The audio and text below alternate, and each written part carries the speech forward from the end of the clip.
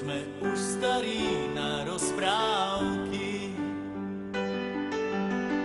ale zase mladí na prehry.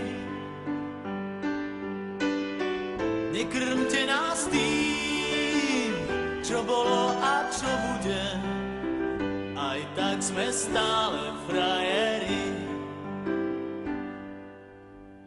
Výroky železných mužov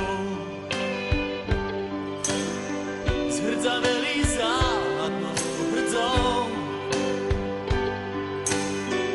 Už hľadíme stále pravde priamo